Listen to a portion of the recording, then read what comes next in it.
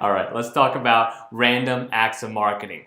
And don't pretend that you don't do them, because all entrepreneurs do them. We try them at some point in our careers. And let's talk about why they are bad. Let's talk about why we do them. And we'll talk about a really simple way to get rid of the random acts of marketing so we have a system that actually works for our marketing. We'll talk about that right after this.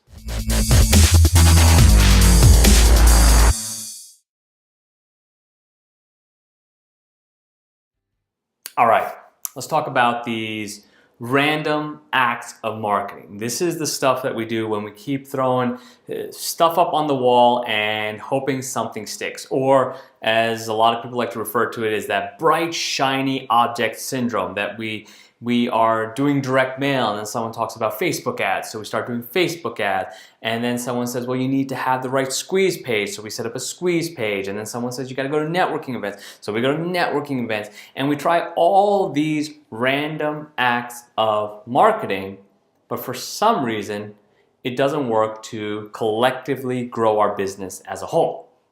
So what we're missing is a system of marketing, a step-by-step system, so that we know what to do every day, every week, every month, so that our business grows consistently. And by business growing, we're talking about more prospects, more clients, more repeat clients, more referrals. But before we get into the actual getting rid of the random acts of marketing, or the randomness of the marketing, let's talk about the mindset, because that's the first thing that's going to come into play in making this shift. And that is, if you see yourself as a coach, a business coach, a relationship coach, a lawyer, an accountant, a branding expert, a insurance salesperson, whatever you define yourself by, if it's defined by your trade or your product or your service, let's take that mindset shift and bring it over to you are a businessman, or you are a businesswoman, or if you want to go generic, we'll call you a business person who happens to use one of these tools or one of these trades as your source of generating income. So the first step in this is to stop thinking of yourself as a tradesperson and start thinking of yourself as a business person. Now, I'll tell you why that's important. Because in our trade, we have a system of delivery. If someone buys your product, or they buy your service, or they invest in working with you, you have a certain process that you walk them through. For example, let's take the example of a relationship coach. Someone enters his or her world, they do an assessment, they have a conversation, they ask certain questions, and they guide them on what are the necessary steps to take to improve, quote unquote, their love life. But when it comes to marketing, we do all the stuff that I talked about at the beginning. We try networking, we try squeeze pages, we try Facebook ads, we try direct mail, and maybe half a dozen other marketing avenues or strategies, and they just don't work. So what we're looking to do here is to create an equivalent system for your marketing. So let me give you an example. I think this will be the best way to go about this. Suppose you are that, let's go back to the example of a relationship coach.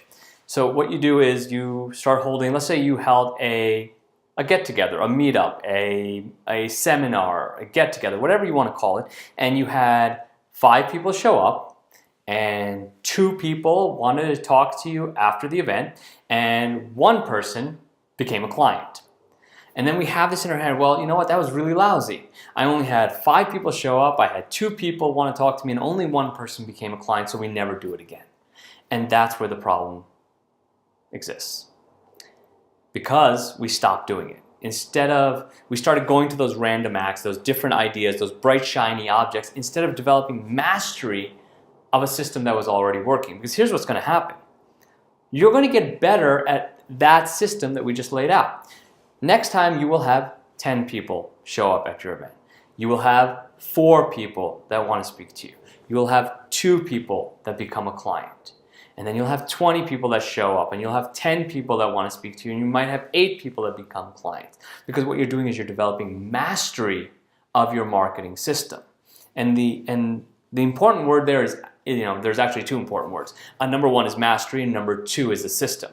Because if you have a system in place, just like the way you deliver your product or your service, you get to follow it every single day, every single week, every single month. And with mastery, you keep doing it over and over and over again, and you get better at it.